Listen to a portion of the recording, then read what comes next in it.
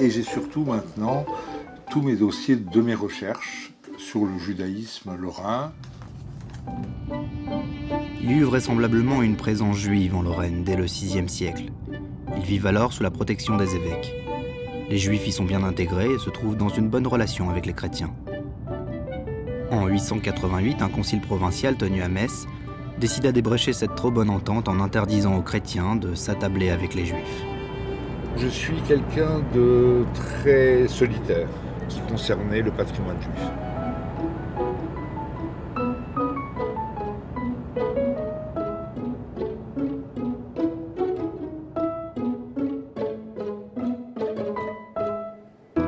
Jusqu'au milieu du XVIIIe siècle. Si à Metz, la communauté juive demeura sous protection royale du fait de la garnison, le sort des Juifs du duché de Lorraine, très catholique, fut beaucoup plus précaire. Expulsés par René II en 1477 après sa victoire contre Charles le Téméraire, leur retour fut très lent et surtout motivé par des raisons économiques.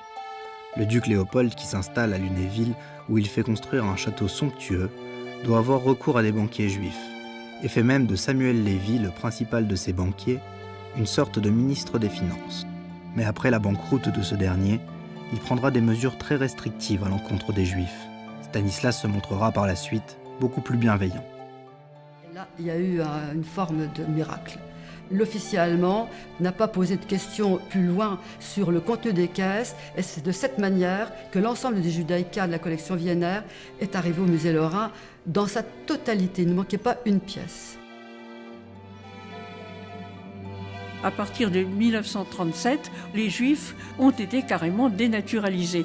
Et ensuite, quand ont commencé les persécutions contre les Juifs, eh bien, sur les 4000 internés d'Écrouves de 41 à 44, il y a eu 1850 Juifs qui ont été déportés du camp d'Écrouves. Alors le trajet Drancy-Auschwitz, 3% sont revenus.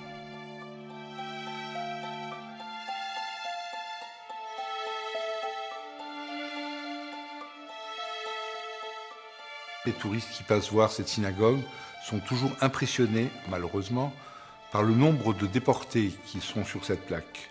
Vous avez en haut à gauche le rabbin Karl Berg, vous avez le rabbin Eli Bloch, et chaque nom est accompagné en hébreu à côté du nom de sa femme et du nombre d'enfants en lettres hébraïques. Donc quand on voit un nom, ça peut être 5, 6 ou 10 personnes, ce qui fait en tout 1500 noms.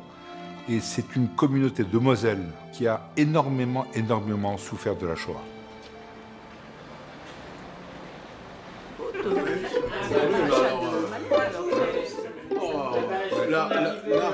L'arrivée du bateau. Ah oui,